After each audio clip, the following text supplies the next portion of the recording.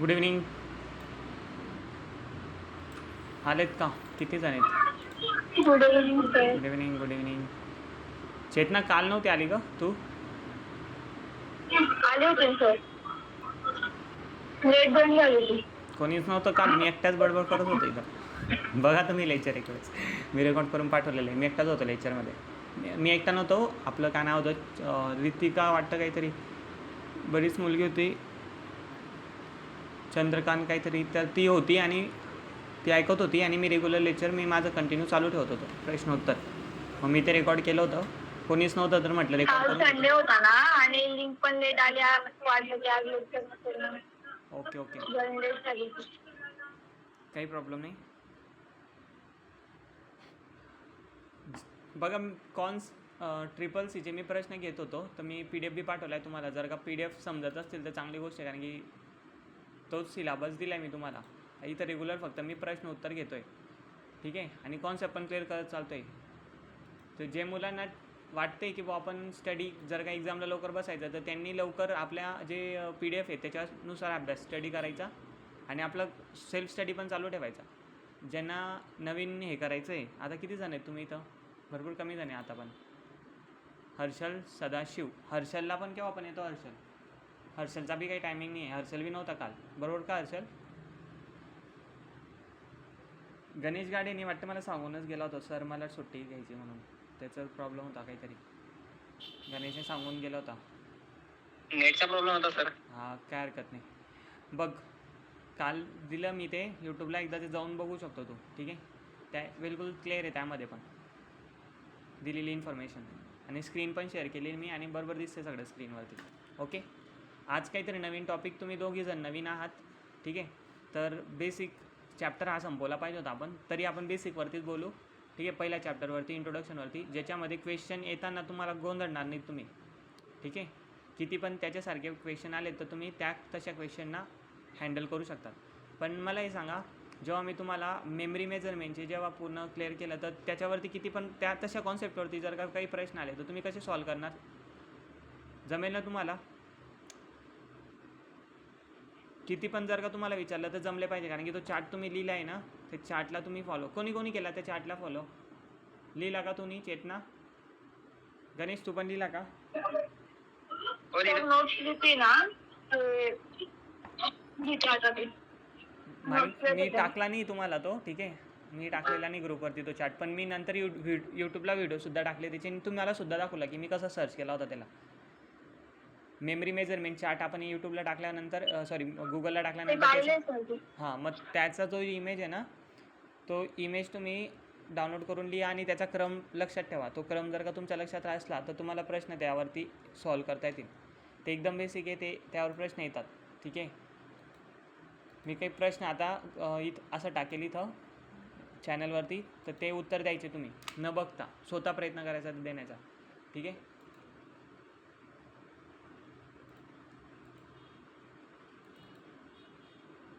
Chetan, good evening. काल नव्हता तू पण.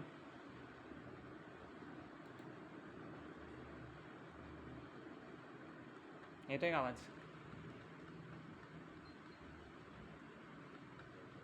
चेतन आलाय का गेलाय? चेतन पाटीलच आहे ना?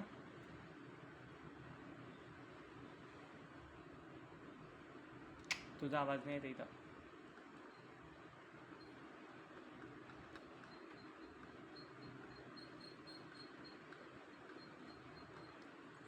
मम्मी, चेतना, मी दिला होता एक होमवर्क तुम्हाला, गणेश तुला पण दिला होता, की म्हटलं पुढचे जे प्रश्न येतात म्हटलं तुम्हाला ते विचारले जातात ओपन सोर्स, आणि काही नाही, काल नव्हता हे विचारत होतो सर चेतन मी तुला, काही प्रॉब्लेम नाही. मी असं म्हणत होतो, काल जे आपण लेक्चर घेतले, मागे लेक्चरमध्ये मी सांगितलं होतं की मी तुम्हाला एक होमवर्क दिला आणि तुम्हाला एक प्रश्न करेल म्हटलं मुलांना, ठीक आहे. मी तुम्हाला एक प्रश्न करेल, त्याचा आन्सर द्यायचं म्हटलं. मी तुम्हाला स्क्रीनशॉट घेतला म्हटलं मी तुमचा, आणि तुम्हाला मी हा प्रश्न करेल म्हटलं, तुम्ही लक्षात ठेवा म्हटलेलं. मी ओपन सोर्स आणि प्रोप्रायटरी सॉफ्टवेअर सांगितलं होतं. ट्रिपल सीमध्ये 2 चॅप्टर शिकवले आपल्याला. जेव्हा सॉफ्टवेअरचे टाईप शिकवले जातात ना, तेव्हा आपल्याला प्रोप्रायटरी सॉफ्टवेअर आणि ओपन सोर्स सॉफ्टवेअर याच्यातला फरक समजवला जातो. जर तुम्हाला याच्यातला फरक समजला तर सॉफ्टवेअरशी रिलेटेड जे पण काही प्रश्न येतात ते तुम्ही सॉल्व करून घेता. तुम्ही बघितलं असेल ती PDF जी टाकलेली आहे गणेशने, ती ओरिजिनल आहे, म्हणजे ते जे प्रश्न तसे दिलेत ना ते खरंच त्या पद्धतीचे येतात प्रश्न. ठीक आहे, तर त्यामध्ये पण तो प्रश्न आहे पहिलाच, प्रॉपरायटरी सॉफ्टवेअर शोधून दिला होता का मी? बघा, तुम्ही कालचं लेक्चर रेकॉर्डेड बघितलं ना, तर त्यात पण दिलेला आहे तो, किंवा तुम्ही जेव्हा अवेलेबल होते लेक्चरमध्ये तेव्हा मी तो दाखवला होता, बरोबर का? प्रॉपरायटरी सॉफ्टवेअर आपण बोलणं झालं होतं, मी चर्चा केली होती तुमच्यासोबत. प्रॉपरायटरी सॉफ्टवेअर, ओपन सोर्स सॉफ्टवेअर है ना, फ्री सॉफ्टवेअर कोणते असतात, कोणत्या सॉफ्टवेअरला चार्जेस असतात, आणि कोणत्या चार्जेस असणाऱ्याला आपण काय म्हणतो, आणि फ्री असणाऱ्याला आपण काय म्हणतो, ते हे दोन तुमचे क्लिअर पाहिजे, बरोबर की नाही? क्लिअर आहे का? मग मी विचारू तुम्हाला प्रश्न त्यावरती परत का पुढे? मला असं हातवरती करून सांगा माहिती असेल तर. आता परत मी एक्सप्लेन करणार नाही, कारण की आता नाही एक्सप्लेन करणार मी, तुम्हाला ते स्वतः स्टडी करायचं आहे, कारण की त्यावर प्रश्न येत आहेत तुम्हाला. जर चेतनचं जर झालेलंच आहे, चेतनचा काही प्रॉब्लेम नाही, कारण की चेतनचं मी झालेलं आहे ते आधीपासूनच, मागच्या लेक्चरपासून. तुमचंच क्लिअर झालं का? गणेश, चेतना,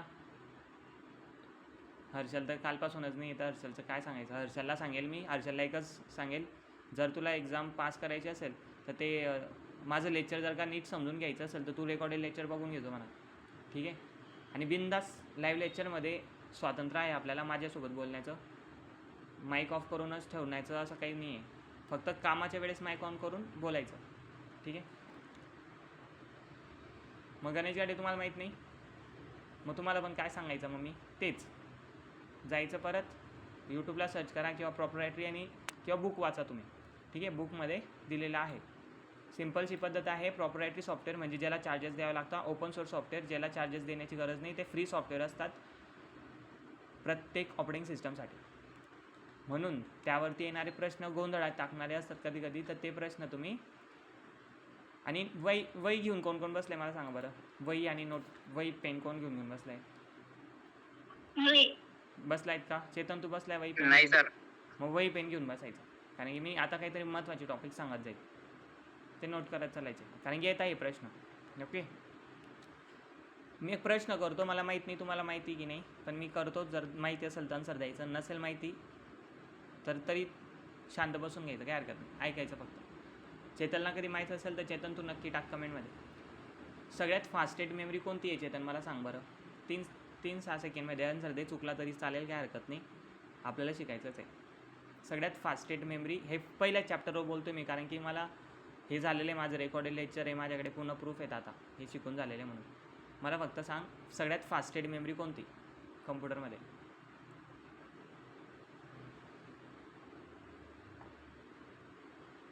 जास्त वेळ झाला का?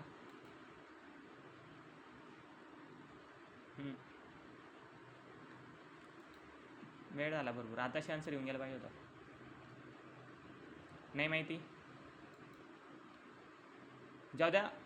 CPU सगळ्यात फास्टेस्ट मेमरी, CPU सगळ्यात फास्टेस्ट मेमरी का CPU? Central processing unit. Sir तुम्ही जे लेक्चर घेत जाणार आहेत त्याचा PPT बनवून. बेटा मी PPT काय, मी पूर्ण स्क्रीन शेअर केली, बघा मी दाखवू तुम्हाला माझं लेक्चर. आता मी काही शो करत नाही, ज्याच्यामध्ये मी स्वतः दिसतोय ना फळ्यावरती शिकवलेला आहे मी तो लेक्चर, त्यामध्ये मी मेमरी, फास्टेस्ट मेमरी वगैरे सगळे केले, जर तुम्ही बघितलं तर कळेल. पण टेन्शन नका घेऊ, मी याच्यावरती शॉर्ट लिस्ट बनवणार आहे, टाकायच्या बाकी आहे, म्हणून मी परत रिव्हिजन घेतोय तुमचं हे, की माहिती की नाही म्हणून. मग फास्टेस्ट मेमरी नाही माहिती, मग मला सांगा तुम्हाला मेमरीचे टाईप्स माहिती का किती असतात?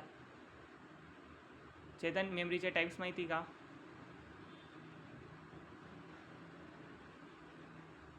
हातवरती करायचा किंवा नाही असेल तर कमेंटमध्ये बोलायचं. टाईप्स रे, टाईप्स मेमरीचे 2च टाईप्स असतात, असं सिम्पल भाषेत जर का विचारलं ना कोणी, असं एक एक तू पूर्ण टाकत बसशील. मग random access memory, cash memory, अशा भरपूर मेमरी आहेत. मग DDRM4 रॅमचे भरपूर टाईप्स येतात. मग ठीक आहे, जर का बघायला गेले तर मेमरीचे 2च टाईप्स येतात. क्लासिफिकेशन करायचं आपण कधी पण, जसं आन्सर सांगितलं तसं, जसं उत्तर मागितलं तसं आन्सर द्यायचं. हे भरपूर लॉंग होऊन जाईल. कधी तुला विचारलं तर तू असं प्रत्येक मेमरीचं नाव घेत बसलं तर कसं चालेल? Sir random access memory, sir hard disk, sir SSD. कळते माझं बोललेलं. मी जर का मेमरीचे टाईप्स विचारले ना, मग 2च टाईप्स येतील. Primary memory, temporary memory and secondary memory. हां येस सेकंडरी मेमरी आणि प्रायमरी मेमरी ह्या दोन मेमरी येतात. सेकंडरी मीन्स त्यामध्ये पण दिलेले आहेत आणि प्रायमरीमध्ये दोनच टाईप्स येतात, रॅम आणि रोम. प्रायमरी मेमरीमध्ये आणि सेकंडरीमध्ये तुमचे भरपूर टाईप्स आहेत. मग प्रायमरी मेमरीमध्ये दोन टाईप्स दिलेले आहेत आणि याचं मी पूर्ण क्लिअर दिले. तर जर का तुम्हाला ते माझ्याच भाषेत जर का प्रॉपर ऐकायचं असेल मेमरीचं तर तुम्ही ते एकदा लेक्चर बघा. मी तरी एकदा क्लिअर करून देतो. मेमरीचे दोन टाईप्स असतात, प्रायमरी अँड सेकंडरी. प्रायमरी ती मेमरी असते ज्याच्यामध्ये डाटा हा परमनंट नसतो तुमचा, लगेच जोपर्यंत लाईट ऑन आहे तोपर्यंत. थांबा 2 मिनटं, मला पण चार्ट बघावं लागेल, मी पण गोंधळतो आहे. ठीक आहे, 1 सेकंड. तुम्ही लेक्चर एकदा बघितलं ते बघा, इथं जे टाईप्स आहेत ना बघा, इथं दिलेले तुम्हाला primary memory and secondary memory. कुठे गेली तुमची? हे प्रायमरी मेमरीचा पहिला टाईप येतो ज्याच्यात तुम्हाला रॅम येते, स्टॅटिक रॅम येते आणि रोम पण आपली प्रायमरी मेमरीमध्येच येते. ठीक आहे, कुठे आहे मग तुमचं? आणि सेकंडरी मेमरीमध्ये हे टाईप्स येतात. आता प्रायमरी मेमरीमध्ये काय बघा, तुम्ही लक्षात घ्या. प्रायमरी मेमरी ही जी आहे प्रायमरी मेमरी ही त्याचा डाटा फक्त जी कम्प्युटरमध्ये परमनंटली फिक्स केलेली असते, जी कम्प्युटरमधून आपण एक्सचेंज नाही करू शकत, तिला प्रायमरी मेमरी म्हणतात. ही कम्प्युटरने जिला आपण दुसऱ्या मेमरीसोबत चेंज नाही करू शकत, ज्या कंपनीची त्याच कंपनीची आपल्याला बसावं लागते, म्हणून हिला प्रायमरी मेमरी म्हटलं जातं. ठीक आहे, या प्रायमरीमध्ये दोन टाईप्स येतात. कोणकोणते? रॅम आणि रोम. कोणकोणते? रॅम आणि रोम. कारण की रॅम जी असते, समजा तुमच्या मोबाईलची रॅम जी पण आहे ती त्याच कंपनीची बदलावं लागेल जर का तुम्हाला वाढवायची असेल. कळतंय माझं बोलायला? आता तुमचा कम्प्युटर आहे, कम्प्युटरमध्ये असं फंक्शन असतं आता की समजा तुमचं कम्प्युटर 1 GB आहे, 2 GB 4 GBचं रॅम आहे फक्त. आता तुमच्या कम्प्युटरला किती GB रॅम आहे? 4 GB. रॅम कळते सगळ्यांना? जे आता मी मेमरीची गोष्ट करतो आहे, रँडम ॲक्सेस मेमरी. आपण जे काही आपण ॲक्सेस करतो ना कम्प्युटरवरती, आता समजा मी हे जे ॲक्सेस करतो हे सगळं जे चालतं आहे, जे आपण गोष्टीवर चालतं आहे ते रॅममुळे चालतं आहे. म्हणजे जोपर्यंत मी कम्प्युटर ऑन केला आणि स्क्रीनवरती एक जी पण प्रोसेसिंग होते किंवा चालूसाठी जी पण प्रोसेसिंग होते, जसं की ॲप्लिकेशनची प्रोसेसिंग, हे जे पण हा डाटा जिथं पण सेव्ह आहे, हा परमनंट सेव्ह आहे का? नाही, कारण की लाईट गेली तर हे सगळं उडून जाणार आहे स्क्रीन वगैरे, बरोबर की नाही?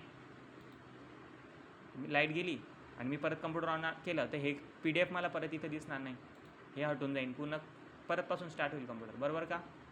मग रनिंगमध्ये जो डाटा जो दिसतो आहे आता, जसं की हे आयकॉन्स दिसत आहेत, हे ॲप्लिकेशन चालतं आहे, हे ठेवलं कुठे आहे? कोणत्या मेमरीवर ठेवलं आहे आता? तर ते कोणत्या ठेवलं आहे आता? रँडमली आपण जे काही चालवतो आहे हे सगळं कुठं ठेवलं आहे? रॅम मेमरीमध्ये ठेवलं आहे. म्हणून तिचं नाव पडलं आहे रँडम ॲक्सेस मेमरी है ना, रॅम. म्हणून ही प्रत्येक कम्प्युटर मोबाईलला असते. तर ती जितकी चांगली तितका तुमचा मोबाईल चांगला चालतो, इझी चालतो. जर ती जितकी कमी तितका मोबाईल तुमचा हँग होईल. तुम्ही बघा, तुमचा मोबाईल जर का 3 GBचा असेल तर तुमचा मोबाईल इतका हँग होईल ना, आत्ताच्या कंडिशनला तुम्ही त्यामध्ये काहीच चालू शकत नाही नीट. तुम्ही किदरले असाल त्या मोबाईलला की सर नाही, खरंच भरपूर लॅक होत होतो त्याच्यामध्ये. जास्त थोडंसं पण काही स्टोरेज वगैरे केलं, काही थोडं ॲप वगैरे मागवलं तर तो लॅक मारायला लागून जातो, भरपूर हँग होतो. 3 GB वाला म्हणतो आहे, 4 GBचे बी तसे झाले सध्या. आणि त्याच्याच मुकाबले तुम्ही जर का 8 GBचा मोबाईल वापरा, 8 GB रॅमवाला, फरक भेटतो की नाही तुम्हाला, बरोबर? मग ही एक मेमरी काय असते, जे आपल्या स्क्रीनवरती जो डाटा असतो ना, क्षमता असते तिची की आता किती चालवता येईल वगैरे म्हणून, है ना. जो काही आता रँडमली आपण चालवतो सगळं, तर ते सगळं त्या मेमरीवरती डिपेंड करतं. समजा तुमच्या कम्प्युटरमध्ये 4 GBची मेमरी आहे, तर कम्प्युटरमध्ये असं फंक्शन असतं काही कम्प्युटरमध्ये, ती 4 GB काढून आपण 8 GBची बसू शकतो, है ना. किंवा अजून 8 GBच्या 2 स्टिक बसू शकतो, है ना, बरोबर. 16 GBपर्यंत असं ऑप्शन असतं कम्प्युटरमध्ये. मग मला सांगा, जर का मी कम्प्युटरची रॅम जी प्रायमरी मेमरी आहे, समजा माझ्या कम्प्युटरमध्ये 4 GB रॅम आहे आता, आता मला ते 4 GB भरपूर स्लो असल्यामुळे मला आता वाढवायची आहे, ताकद वाढवायची कम्प्युटरची. तर मी चेंज करतो आहे समजा, तर मला ती मेमरी नाही का त्याच कंपनीची आणावं लागेल ज्या कंपनीच्या माझ्या कम्प्युटरला चालणार आहे. म्हणजे हार्डवेअर मॅच झाले पाहिजे. जर का मी कोणती पण रॅम उचलून घेऊन आला कोणत्या पण कंपनीची किंवा तिला त्या हार्डवेअरसोबत न मॅच करणारी अशी रॅम उचलून घेऊन आला तर माझं कम्प्युटर ऑन होईल का?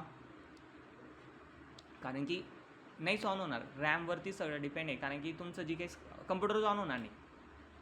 बघा तुम्ही जर का रॅम काढून टाकली तर कम्प्युटर ऑन, कारण की जी स्क्रीन दिसते ना हे सगळं आयकॉन्स वगैरे हे सगळं त्या मेमरीमध्ये सेव्ह असतं.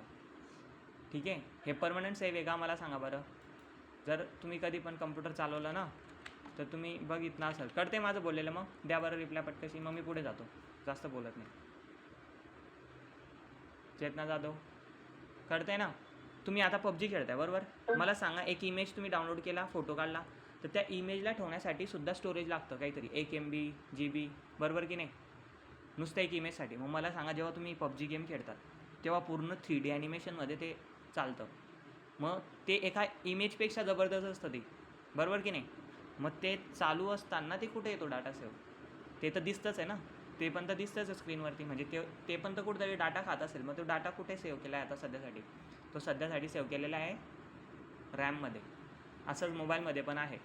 जर तुमचा मोबाईल स्विच ऑफ होऊन गेला, चार्जिंग खतम झाली आणि गेम खेळता खेळता बंद झाला, मला सांगा तोच गेम किंवा तीच स्क्रीन परत डायरेक्ट तसंच त्याच पोझिशनला तुम्ही येऊन जाणार का? नाही. कारण की का नाही येणार? कारण की तेव्हा जो डाटा, ती जी स्क्रीन होती ती स्क्रीन कुठे सेव्ह होती? रॅममध्ये होती. कारण की रॅम तर तोपर्यंत चालते जोपर्यंत तिला करंट मिळतो. जशी लाईट गेली किंवा जसा स्विच ऑफ झाला मोबाईल तसा करंट देणं बंद झालं आणि ती मेमरी परत रिस्टार्ट झाली, पुन्हापासून स्टार्ट झाली, पुन्हापासून ॲप ओपन करावं लागतं, मग पुन्हापासून गेम स्टार्ट होतो, परत तो डाटा त्यामध्ये उतरतो, मग त्यावरती ते झेललं जातं आणि मग आपण गेम स्टार्ट करतो. मग रॅम समजलं. रोम थोडी वेगळी याच्यापेक्षा. ठीक आहे, रॅमचं असं आहे, रॅममध्ये तुमचे फोटो गाणे काहीच नसतात. तुमचे गाणे नसतात त्याच्यामध्ये, फोटोज पण नसतात. हे काय काम करते कळते ना तुम्हाला? तुम्ही रँडमली जे काही चालवत असाल, फोटो बघत असाल तुम्ही, व्हिडिओ बघताय तुम्ही, यूट्यूबला गेम खेळताय, तर तो चालू पुरताचा जो डाटा आहे ते त्या मेमरीमध्ये सेव्ह असतो. मग ही कशात येते? प्रायमरी मेमरीमध्ये. का? तर ही एक कंपनीने दिलेली मेमरी आहे.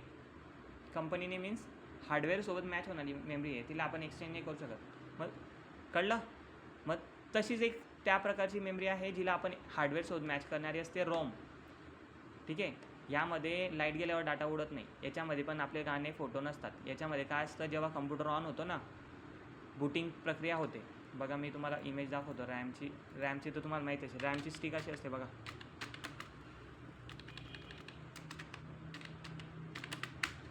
पेपरमध्ये याचे प्रश्न सॉल्व करता आले पाहिजे एवढं दृष्टिकोनाने तुम्ही नीट ऐका. फक्त मला काहीच घेणं देणं नाही आता. मला फक्त एक्झाम पास करवायची तुम्हाला. आपल्याला प्रश्न सॉल्व करता आला पाहिजे आता सध्यासाठी. आता बघा काही मागच्या पोरांनी, मला माहीत नाही ते मुक्ताईनगरचे होते का पुढचे होते ते मुलं, कम्प्युटरमध्ये जे हार्डवेअर होतं डेस्कटॉप त्यांच्यामधला रॅम काढल्या आणि अशा हातात पकडल्या होत्या त्यांनी. फोटो पाहिला असेल. आणि ह्या रॅमला असं पकडणं एकमेकाला घासल्या जातात त्या. ह्या 2-2, 3-3 हजार रुपयापर्यंत भेटतात. म्हणजे 8-8, 9-9 हजार रुपयाच्या महाग असतात त्या भरपूर. आणि त्यांनी अशा ठेवल्या तर त्या पूर्ण रॅम खराब होऊन गेलेल्या आहेत. कम्प्युटर जे आहेत ना जळगावचे, त्या अर्धे कम्प्युटर खराब होऊन गेले त्यांच्यामुळे.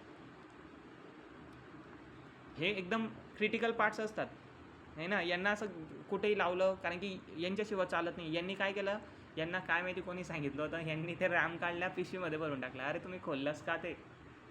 आता त्यामध्ये काय झालं की ह्या कम्प्युटरची रॅम त्या कम्प्युटरला, त्या कम्प्युटरची रॅम ह्या कम्प्युटरला. आता ते कम्प्युटरच ऑन होत नाही आहे. ते बरोबर त्यांची रॅम त्याच्या जागेवर लागली पाहिजे. आणि त्याच्यामध्ये जर का एक पण रॅम जर का स्क्रॅच वगैरे लागला असेल, तुम्ही बघितलं असेल मेमरी कार्ड लहानपणी वापरलं असेल तुम्ही किंवा आता पण बघत असाल तुम्ही, मेमरी कार्डला जर का थोडंसं पण स्क्रॅच पडलं ना, परत डाटा दिसणं बनून जातं, मोबाईलला शो दिसणं बनून जातं. कारण की ते जे काही गोल्डन कलरची जी लाईन्स असतात त्यामध्ये तो डाटा सगळा सेव्ह असतो. आणि तिथं जर का काही स्क्रॅच वगैरे पडला किंवा कुठेही तिथं स्क्रॅच पडला मेमरीला, तर ते पूर्ण डाटा मेमरी चालेल का परत? नाही चालणार है ना. मग तोच भाग होता, म्हणून तिथले कम्प्युटर खराब आहेत. तरी मी काही कम्प्युटर ऑन करून घेतले. हा डेस्कटॉप पण त्याच्यातच होता ना बाबा. ठीक आहे, मग बघा ही रॅम असते कम्प्युटरमध्ये अशी तुमच्या मोबाईलमध्ये वेगळीच असते. ठीक आहे. मग हिला असं नाही की आपण चेंज नाही करू शकतो, चेंज करू शकतो, पण त्याच कंपनीची लावा लागते ज्या कंपनीची आपल्या कम्प्युटरला लागणार आहे. ठीक आहे. म्हणून हिला प्रायमरीमध्ये म्हटलं जातं है ना. प्रायमरी कळतं आहे ना मग तुम्हाला, है ना. रोम पण तशीच असते, पण रोमचं काम थोडं वेगळं असतं, कारण की रोमला पण आपण चेंज करू शकत नाही. रोमला चेंज करायचं ऑप्शन असतं, पण मग ते कोण करू शकतं, ते जेव्हा आपण एखाद्या हार्डवेअर दुकानात घेऊन गेलो तर तोच काढतो. त्याला कधी आलं पण तसं वेळ चेंज करायचा. आणि कसं बघा, ती पूर्ण हिला चिटकलेली असते बघा, अशी असते ती मेमरी. ही पूर्ण वेल्ड केलेली असते तिला, म्हणजे हिला काढणं शक्य नाही, म्हणजे हिला पण चेंज करणं शक्य नाही. ही आपण घरबसल्या चेंज करू शकतो. सर स्क्रीन नाही दिसत आहे तुमची. केव्हा बोल सांग, मी तर स्क्रीन शेअर दिसते करू. सर, दिसते दिसते मला स्क्रीन दिसते बेटा, इथं रेकॉर्डिंग होते ना. आज व्हॉइस पण येतो, एकदम जवळ ठेवला आहे मोबाईल माऊसच्या, है ना. मी बघा ही मेमरी आहे रोमची, बरोबर. तुला दिसत नसेल, तू बघ थोडंसं हे कर, तू थोडं हे कर, खालीवरती भेटेल तुला ते हे झालं असेल, ते मोबाईलवरती दिसत नाही. थोडं तुम्ही कधी शोधलं ना तर ते स्क्रोल करा तुम्ही, थोडं स्क्रोल कर, मग दिसेल तुला, कारण की स्क्रीन इथं शो होते माझी.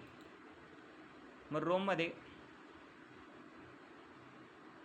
कोणता डाटा असतो? रोममध्ये तो डाटा असतो जेव्हा कम्प्युटर ऑन होतो ना, तर कम्प्युटर ऑन होण्यासाठी जो काही डाटा लागतो ना, त्या डाटा प्रत्येक वेळेस कम्प्युटरला ऑन करण्यासाठी काहीतरी डाटा रन करावा लागतो हार्डवेअरमध्ये. त्या डाटाशिवाय कम्प्युटर ऑन होत नाही, आणि तोच डाटा पुन्हा पुन्हा लागतो. मला समजा चेतनला उठवायचं आहे पुन्हा, किंवा चेतनला मला आवाज द्यायचा आहे, की तर मी काय करेल, चेतन मला बोलायचं तर मी कधी म्हणेल चेतन आवाज देईन मी. किंवा मला समजा चेतन झोपला आहे आणि मला चेतनला झोपेतून उठवायचं, तर मी काय म्हणेल चेतन उठ. मग मला सांगा, उद्या पण मला जर का त्याला तेच सांगायचं आहे तर मग मी कोणता शब्द वापरेल? चेतन उठ, हीच इन्फॉर्मेशन वापरेल. तसंच कम्प्युटरला दरवेळेस आपण ऑन करतो तेव्हा ऑन करण्यासाठी काहीतरी डाटा महत्त्वाचा असतो, जो रेग्युलर लागतो, त्याला चेंज करण्याची गरज पडत नाही. त्या डाटाला फक्त ऑथराईज ज्यांनी कम्प्युटर बनवला आहे, ज्यांनी तो कॉन्फिगरेशन केलेला आहे, त्यांनी त्याच्यामध्ये तो टाकलेला असतो. कळते बोललेलं? जर मी तुम्हाला विचारलं की चेतन उठ हा शब्द कोणी तयार केला होता, तर तुम्ही कसं सांगणार? अरे सर, इथं भाषा आहे ना. मग तसंच ही कम्प्युटरची भाषा आहे ऑन करण्यासाठी, जी त्याच्यामध्ये असतो तो डाटा. मग ती केव्हा लागतो? जेव्हा आपण कम्प्युटर ऑन करतो ना, तेव्हा तो लागतो. कम्प्युटरला उठवण्यासाठी, कम्प्युटरला ऑन करण्यासाठी, बूटिंग म्हणतो आपण त्याला, बूटिंग. ओके.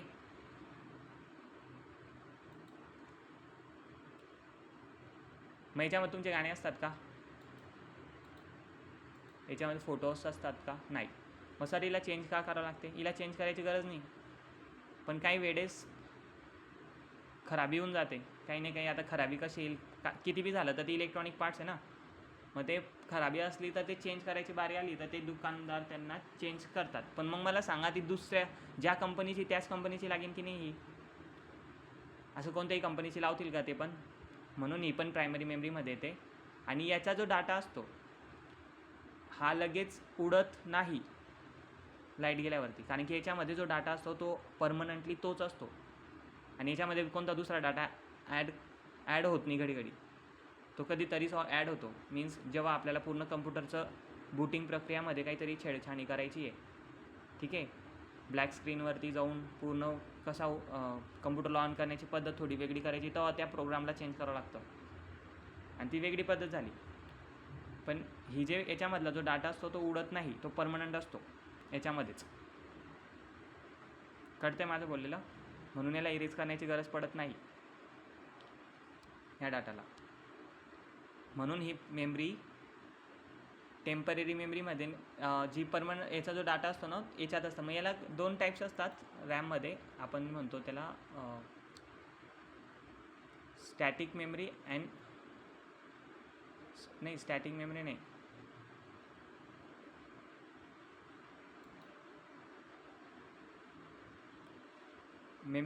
ह्या मेमरीला एक वेगळं नाव असतं, ठीक आहे.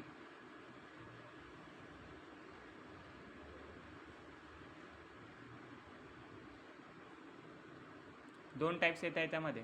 करंट बघा, इलेक्ट्रिक पल्सेस करंट, ठीक आहे. ते याला स्टॅटिक रॅम आणि डायनॅमिक रॅम. 2 मिनटं. यांना एक सेकंड नेम आहे, पण तुम्ही जर का माझं लेक्चर बघितले मागे तर त्यामध्ये तुम्हाला हे सगळं क्लिअर होऊन जाईल. ठीक आहे. तर मग रोममध्ये का असतं कळलं? क्लिअर झालं का इथपर्यंत? है ना. रोममध्ये तोच डाटा असतो जेव्हा कम्प्युटरला ऑन करण्यासाठी लागणारा तो तेव्हासाठीच तो. म्हणून ही मेमरी प्रायमरी मेमरी ह्या दोन मेमरी येतात. तर प्रायमरीमध्ये येण्याचं काम काय? तर हा पहिलाच टाईप झाला. मेमरीचे 2 टाईप्स मी शिकवणार होतो तुम्हाला, टाईप्स सांगत होतो आणि त्या टाईप्समध्ये आपण प्रायमरी शिकलो. आता सेकंडरी बघा, सेकंडरीचं काय असतं. सेकंडरीचं कसं असतं माहिती का? समजा 128 GB आता SSD हार्ड डिस्क किंवा SSD तुमच्या कम्प्युटरला आहे, बरोबर, कम्प्युटरला. तर तुम्ही उद्या उठून तिला 256 करू शकतात, वाढवू शकतात तिला तुमच्या मनाप्रमाणे, तुम्हाला जर का ॲड करायचं असेल. कारण की ती सेकंडरी मेमरी आहे, तिला आपण एक्सचेंज करू शकतो. ह्या मेमरीला आपल्या गरजेनुसार आपण वाढवू शकतो. कारण की आपल्याला आज आपण 128 वापरतो, उद्या आपल्याला कधी गरज वाढली आपली तर आपण ती एक्सचेंज करू शकतो. म्हणून ही सेकंडरी मेमरीमध्ये येते, ती ही एक्सचेंज करू शकतो आपण. मग सेकंडरी मेमरीमध्ये फक्त हार्ड डिस्क किंवा SSD नाही आहेत. सेकंडरी मेमरीमध्ये भरपूर टाईप्स येतात. USB आज 32 GB लावली समजा, उद्या 128 GB लावणार. बरोबर बोलतो का मी? असं होईल का की कम्प्युटर म्हणेल नाही रे बाबा 32 GB ॲक्सेप्ट करतो मी, याच्या पुढचे ॲक्सेप्ट करणार नाही. कारण की ते सेकंडरी आहे. ठीक आहे. त्याला आपण एक्सचेंज करू शकतो. आणि असं होतं का की त्याच कंपनीची लावायची आहे, तीच कंपनी शोधून आणा आपल्या कम्प्युटरला जी लागणार आहे, तसं नसतं. कारण की प्रायमरीचा भाग येत नाही. कोणते बी कंपनीची असली तरी चालेल, ते एक्सेप्टेबल असतं, फक्त लावा. मग कळला का फरक दोन्हीमध्ये? नाही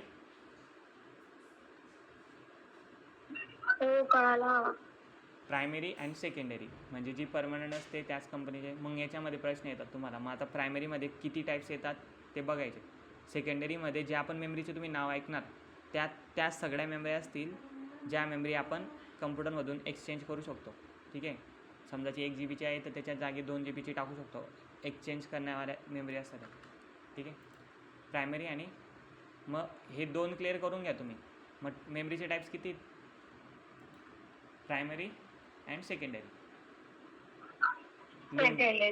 प्रायमरी अँड सेकंडरी. सेकंडरी कोणती असती? जिला आपण एक्सचेंज करू शकतो कम्प्युटरमधून. जर ती आज 128 GB आहे तर तिला आपण 256 पण वाढवू शकतो, इन्क्रीज करू शकतो, है ना. पण प्रायमरी मेमरीमध्ये तसं नसतं. प्रायमरी मेमरीमध्ये जर चेंज करायची पण आहे तर ती एकदम स्पेसिफिक पद्धतीने करावं लागते. ज्या कंपनीची आहे तेच रिसोर्सेस आणावं लागतात. कळलं? समजलं असेल. आणि रोमला आपण चेंज करत नाही. बघितलं असेल तुम्ही, जिला शोल्डर लावून आपण पॅक केलं आहे तर तिला आपण घरबसल्या चेंज करू शकतो का? हे शक्य नाही. ठीक आहे. चला मग प्रायमरी कळलं. मला पूर्ण आठवत नाही, पण जर का बघायला गेलं तर सेकंडरीमध्ये USB येतं तुमचं, आपलं मेमरी कार्ड येईल. कारण की तुमच्या मोबाईलमध्ये किती GBचं पण मेमरी कार्ड टाका, ते ॲक्सेप्टेबल असतं. मग ही मेमरी कार्ड काय आहे? हे पण तुमचं सेकंडरीमध्ये येतं. हार्ड डिस्क असते कम्प्युटरमध्ये सगळ्यात. आणि 2 प्रश्न येतात बघा मेमरीवरती, नाही का. 2 प्रश्न येतात, बेसिक प्रश्न आहे. जर तुम्ही एक्झाम द्यायला गेलेत, इंग्लिशमध्ये असो किंवा हिंदीमध्ये, तुम्ही इतके पण अनपढ नाही की तुम्हाला मराठी वाचता येणार नाही. जर तुम्ही एक्झामला गेले जर का मराठी तिथं लिहिलेलं असलं की कम्प्युटरमध्ये सगळ्यात स्लोवेस्ट मेमरी कोणती, तर सगळ्यात स्लोवेस्ट मेमरीमध्ये तुम्ही हार्ड ड्राईव्ह डिस्क SSD याचं नाव द्यायचं. आणि सगळ्यात फास्टेस्ट विचारली तर तुम्ही तिथं कॅश मेमरी द्यायची. बरोबर. आता याच्यामध्ये पण एक फंडा आहे. जर का ऑप्शनमध्ये रॅम दिलं असलं आणि कॅश दिलं नाही आहे तर सगळ्यात फास्टेस्ट मेमरी रॅम म्हटली जाईल. कारण की कॅश जी मेमरी आहे ना ती रॅमचाच टाईप आहे. बघा इथं तुम्हाला क्लिअर करतो. सगळ्यात फास्टेस्ट मेमरी जी आहे ना ती कॅश मेमरी आहे. कोणती आहे? Cash memory. पण ही कॅश मेमरी आता बघा 2 मिनटं. ही रॅम मेमरी, बरोबर. ह्या रॅम मेमरीचा टाईप हा एक टाईप वेगळा आहे, static RAM, dynamic RAM. Okay. कळलं. आता 3 नावं येतात इथं. तर रॅम ही फक्त मेमरी झाली, पण रॅममध्ये पण भरपूर टाईप्स येतात. मोबाईलसाठी वेगळी रॅम यूज होते, कम्प्युटरसाठी वेगळी रॅम यूज होते, आणि जर तुम्ही बघायला गेले स्मार्ट वॉचसाठी वेगळी रॅम यूज होते, अशा छोट्या छोट्या डिव्हाइससाठी प्रत्येक डिव्हाइससाठी वेगवेगळी रॅम यूज होते. मग या स्टॅटिकमध्ये पण भरपूर टाईप्स येतात आणि या डायनॅमिकमध्ये पण भरपूर टाईप्स येतात. डी रॅम आपण बघितले असेल कम्प्युटरमध्ये यूज होते. मग याच्यामध्ये जास्त करून एकच प्रश्न विचारला जातो की सगळ्यात फास्टेस्ट मेमरी कोणती आणि सगळ्यात लोवेस्ट मेमरी कोणती, हा प्रश्न सॉल्व करता आला पाहिजे. मग सर फास्टेस्ट मेमरी कोणती, फास्टेस्ट मेमरी विचारली आहे आणि ऑप्शनमध्ये फक्त रॅम दिलेलं आहे, बाकीचे ऑप्शन दिसत नाही, बाकी सगळे सेकंडरी दिसत आहे. कळतं का माझं बोललेलं? तसं आपण एक प्रश्न बघायचा का,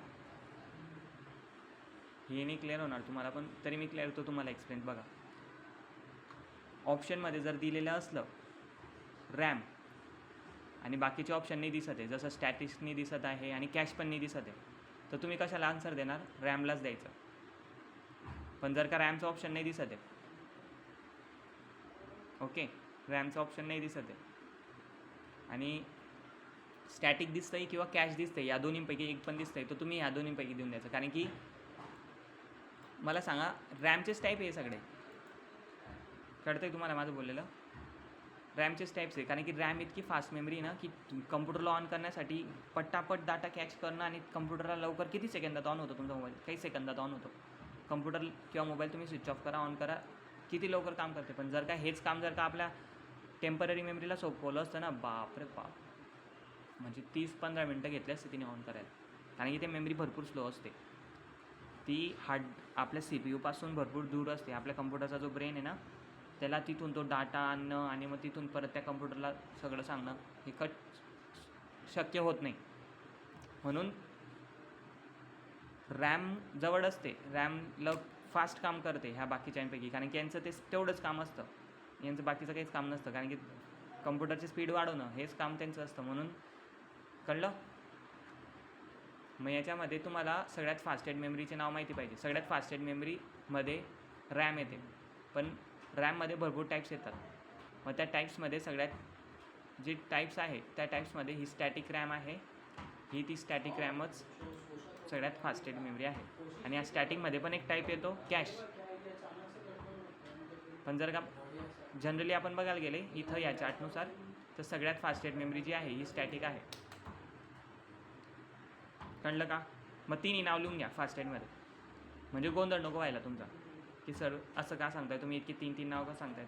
एक्झामला हे तिन्ही मेमरी एकच आहे असं समजा तुम्ही. Cash memory, static memory, static RAM आणि कॅश रॅम, ह्या दोन्ही मेमरी फास्टेस्ट मेमरी आहेत कम्प्युटरच्या. आणि जर ह्या दोन्हींपैकी स्टार्टिंगला जे 2 ऑप्शन सांगितले मी आता, स्टॅटिक आणि कॅश, जर हे दोन्ही ऑप्शन नसले पेपरमध्ये, तर कोणतं आन्सर असेल मग?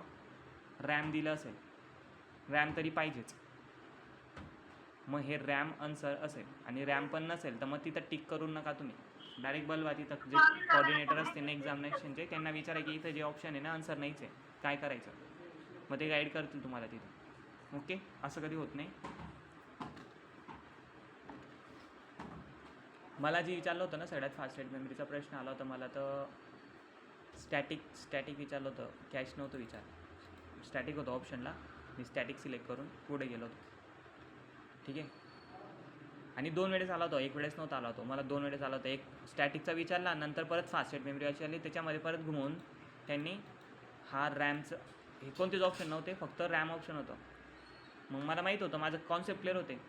जसं मी आता तुम्हाला कॉन्सेप्ट क्लिअर करत आहे, तसे तुम्ही पण कॉन्सेप्ट क्लिअर ठेवा. जर तुम्ही नोट करून ठेवलं हे वहीमध्ये की मेमरी अशी आहे आणि याचा मिनिंग असा आहे, तर बघा इथं लिहिलेलं आहे बघा, it is the faster than DRM. ही जी मेमरी आहे ही कोणापेक्षा फास्ट आहे? DRM पेक्षा, म्हणजे ही मेमरीपेक्षा. कळतंय? बरोबर. मग स्टॅटिकमध्येच ते टाईप्स येतात. मग कम्प्युटरमध्ये सगळ्यात फास्टेस्ट मेमरी पाहायला गेले तर ही स्टॅटिक मेमरी येते.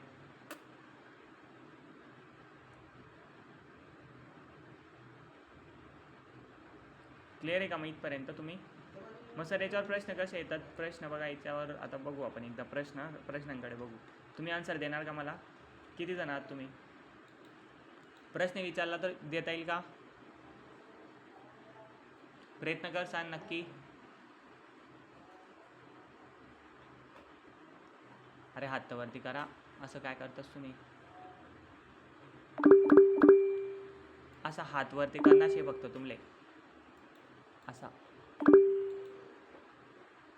येत असेल तर फक्त सांगणे की सर मी प्रयत्न करसू देवाले, बरोबर ना? मी करेल व सर प्रयत्न द्यायला, किंवा मला आता समजलेलं आहे तुम्ही काय सांगतायत का नाही है ना?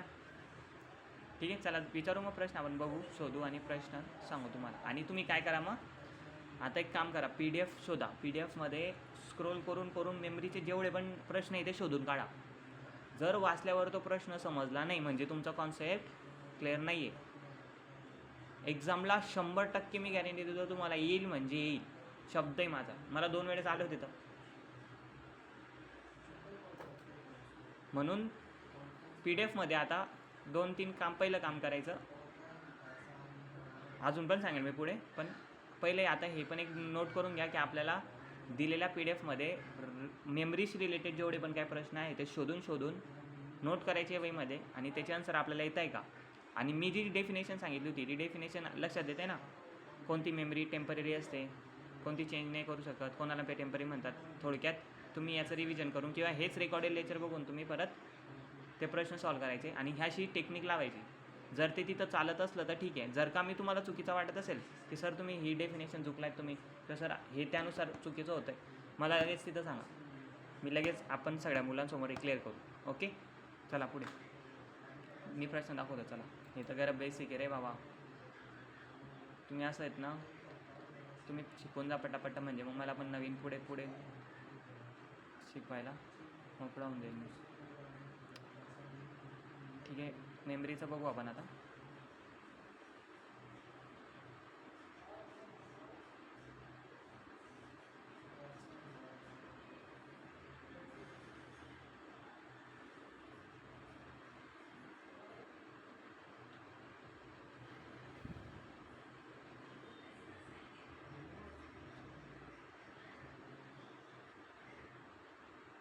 Which of the following storage media provides sequential access only?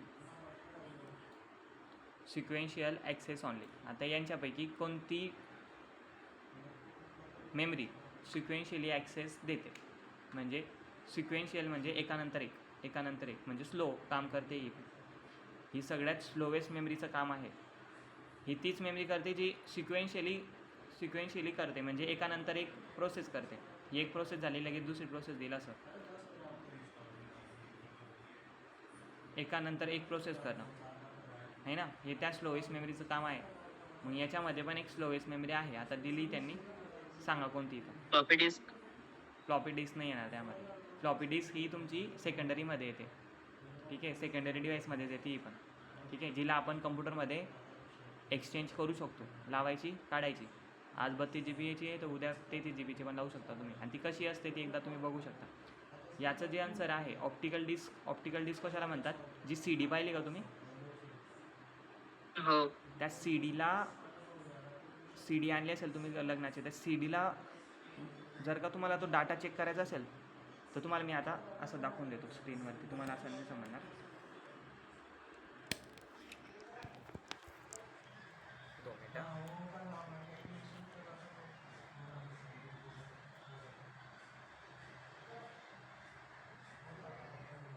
माझा चेहरा दिसतोय का तुम्हाला सर? तुमचा चेहरा दाखवून काय होणार आहे? 2 मिनटं, मला माझं स्क्रीन दिसत नाही आहे, ठीक आहे, 2 मिनटं. मी कॅमेऱ्याने दाखवतो तुम्हाला इथं, 2 मिनटं. इथं कॅमेरा चेंज करायचं ऑप्शन असतं ना रे,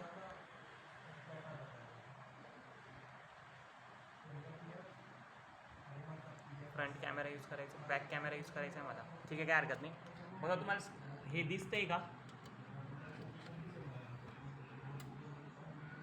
दिसलं का तुम्हाला हे काय ओपन होतं ना? बघा मी आता हे क्लिक करेल, हे आलं बाहेर. आता याच्यामध्ये काय टाकतात हे तुम्हाला माहिती आहे का? CD. हां, आता याच्यामध्ये CD टाकली तर काय होईल? CD रीड होईल. हां, CD काय होईल? रीड होईल. त्याच्यामधला जो डाटा आहे तो बघितला जाईल. मग हे जे आता डिव्हाइस मी तुम्हाला दाखवलं, जे आता या कम्प्युटरमध्ये फिक्स केलेलं आहे, याला ऑप्टिकल डिस्क म्हणतात. म्हणजे याचं काम काय आहे, डिस्कमधला डाटा रीड करणं. मग ही मेमरीमध्ये येते ही पण, हिला ऑप्टिकल डिस्क असं म्हणतात. मग कळलं का माझं बोललेलं, समजलं असेल. म्हणून याच्यात गोंधळात पडत जा नका. हे येतं कधी कधी विचारलं तर जमलं पाहिजे, माहिती असलं पाहिजे तुम्हाला. याला ऑप्टिकल डिस्क आपण असं म्हणतो. मॅग्नेटिक टेप हा भरपूर, हां आन्सर तेच आहे. मॅग्नेटिक डिस्क हे त्याचं आन्सर आहे. फॉलोइंग तुम्ही इंटरनेटला सर्च करून वाटते हे आन्सर काढलेलं आहे असं वाटतं मला. मॅग्नेटिक डिस्क जर का तुम्ही म्हणताय, कारण की ऑप्शनमध्ये दिलेल्याप्रमाणे तुमचं थोडं आन्सर वेगळं येतं याच्यामध्ये. तुम्ही हे आन्सर इंटरनेटला बघितलेलं वाटतं, ठीक आहे. तर याचं जे आन्सर आहे मॅग्नेटिक डिस्क येतं. मॅग्नेटिक टेप का, तू मॅग्नेटिक टेप सांगतेस का? Yes yes yes, right right. Magnetic tape हे त्याचं आन्सर येईल, बरोबर म्हणताय. सगळ्यात सिक्वेन्शियलीमध्ये, ठीक आहे. कळलं मग, हे एक मेमरीचं झालं. असे प्रश्न पण येतात. अजून आपण बघू आपल्या कॉन्सेप्टशी रिलेटेड दुसरा प्रश्न. Which one is the secondary storage device. आता मी तुम्हाला बोललो की सेकंडरी स्टोरेज डिव्हाइसमध्ये कोणकोणते येतात टाईप, ते सगळे बघून या तुम्ही. पण आपण एक समजलो, जेव्हा मी प्रायमरीची जेव्हा प्रायमरीची जेव्हा गोष्ट घेतात आपण, तेव्हा मी दोनच टाईप सांगितले तुम्हाला रॅमचे, रॅम आणि रोम. म्हणजे प्रायमरीमध्ये 2 टाईप येतात. मग बाकी जेवढे पण मेमरीचे नवीन नवीन नाव ऐकणार तुम्ही, किती बी नवीन असो मग ते कशात येईल रे?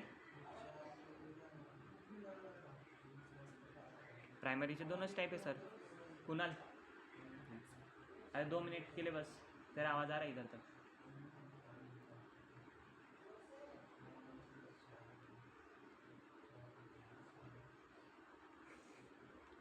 प्रायमरीमध्ये आपण बघितलं की 2च टाईप होते, रॅम आणि रोम. मग तुम्ही किती पण, मग बाकीचे जेवढे पण नवीन नवीन नावं दिसतील तुम्हाला, ते सगळे कशात येतील, सेकंडरीमध्ये येतील. कारण की सर प्रायमरीमध्ये 2च टाईप येत आहे, रॅम आणि रोम. मग बाकीचे जे काही मेमरी दिसतील आम्हाला त्या सगळ्या सेकंडरीमध्ये लागू, कारण की मेमरीचे 2च टाईप्स आहेत, क्लासिफिकेशन 2च आहे. कोणकोणत्या, प्रायमरी आणि सेकंडरी. मग सेकंडरी पण आपण एकदा तरी दिमाग लावायचं तिथं की सेकंडरी आहे का, मग ती खरंच आपण एक्सचेंज करू शकतो का, आपण ऐकली का ती, कधी यूज केलेली का, हां मग सेकंडरीमध्ये हे ना. मग आता मला सांगा बरं, याच्यामध्ये ऑप्शन कोणता येईल? कोण आन्सर देते रे फक्त, बाकीचे गाडव सगळे बघताय का? अरे प्रयत्न तर करा, अरे तुटके तर मला तुमचे. None of the above. None of the above, थांबा. याच्यामध्ये none of the above secondary storage विचारले ना, बघा एकदम बरोबर आन्सर दिलेलं आहे डी. कारण की रॅम पण ही प्रायमरीमध्ये येते, रोम पण ही प्रायमरीमध्ये येते. तिथे दोघं ऑप्शन प्रायमरी ऑप्शन आहे ना, सेकंडरी पण कसं नाही. सांगितलं बघा, असेच प्रश्न येतील, असेच घुमून प्रश्न येतील. कॉंग्रॅच्युलेशन्स, तुला जमले प्रश्न. आणि मला, मी जे कॉन्सेप्ट समजवते म्हणजे ते तुम्हाला कळतंय, हे मला बघून चांगलं वाटलं, ठीक आहे. प्लीज कळतंय का मग तुम्हाला पण बाकीच्यांना? हेच येणार आहे तुम्हाला एक्झाममध्ये, असेच सोपे सोपे प्रश्न आहेत. हे पण एक मेमरीशी रिलेटेड आहे. चला आपण अजून एक बघू, ठीक आहे. चेतनाने आन्सर दिलं होतं ना याचं, आणि गौरवने पण दिलं. गौरवने काय दिलेलं आहे, गौरवचं पण तर चेतनाने डी दिलं, गौरवने आधी सी सांगितलं होतं. गौरव सी याचं होतं का ते?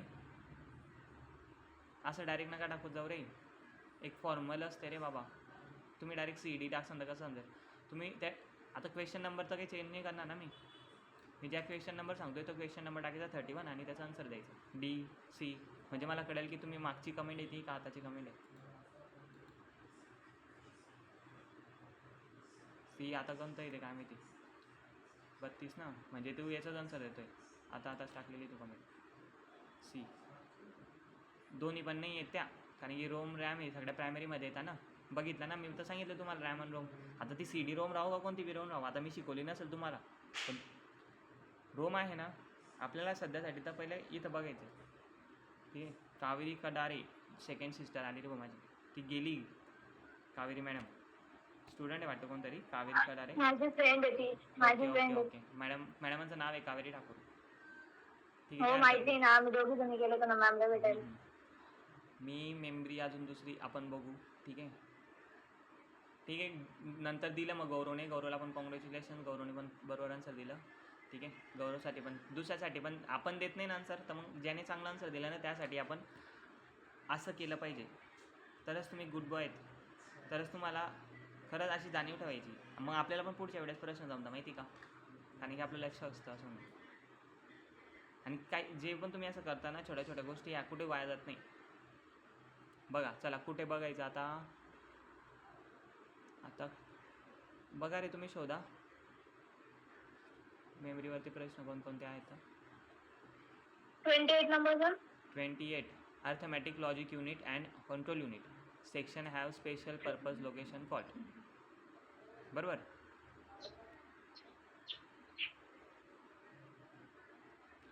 जेव्हा अर्थमॅटिक लॉजिक युनिट्स आणि कंट्रोल युनिट वर्क करताना आपसात जेव्हा कम्युनिकेट करण्यासाठी जे डाटा ट्रान्सफर होतो आणि जो डाटा सेक्शन युनिट आणि स्पेशल पर्पज लोकेशन म्हणजे तो डाटा कशाने पाठवला जातो, म्हणजे मी तुम्हाला सांगतो आता क्लिअर करतो. जेव्हा प्रोसेसिंग, मला सांगा जो प्रोसेसर आहे ना तिथूनच सगळा डाटा दिला जातो किंवा मॅनिप्युलेट केला जातो. एक प्रोसेसर काय ब्रेन आहे, त्या ब्रेनकडे प्रत्येक कॅल्क्युलेशन येते आणि तो कॅल्क्युलेट करूनच ते सगळं देतो आणि ती कॅल्क्युलेशन होते तेव्हाच आपला कम्प्युटर ऑन होतो, कारण की कम्प्युटर तर शेवटी कॅल्क्युलेशनवरच चालतं ना, 0 and 1 बायनरी नंबर्स. बरोबर की नाही. मग बघा कोणता पण इन्स्ट्रक्शन जेव्हा आपण 8 बायनरी नंबरसुद्धा जरी पाठवतो तर ते ब्रेनकडे जातात, CPU-कडे. मग ते कसे जातात, त्या मदरबोर्ड्समध्ये एक रजिस्टर असतात. रजिस्टर मीन्स असे मदरबोर्ड्समध्ये तुम्ही बघितले का, रजिस्टर्स आपण त्याला असं म्हणतो, ते पण एक मेमरीचंच काम करतं. त्याच्यामधून काय जातं, डाटा ट्रान्सफर होतो. तर CPU कुठे डाटा स्टोअर करतो किंवा त्यांचा डाटा आपसात बोलणं कसं होतं मला सांगा. जर कम्युनिकेट होतं आहे 2 डिव्हाइसमध्ये तर ते काही ना काही असेल ना, काहीतरी मध्ये डिव्हाइस आहे तर असं तो डाटा सेव्ह होतो, तिथपर्यंत पोहोचतो आहे.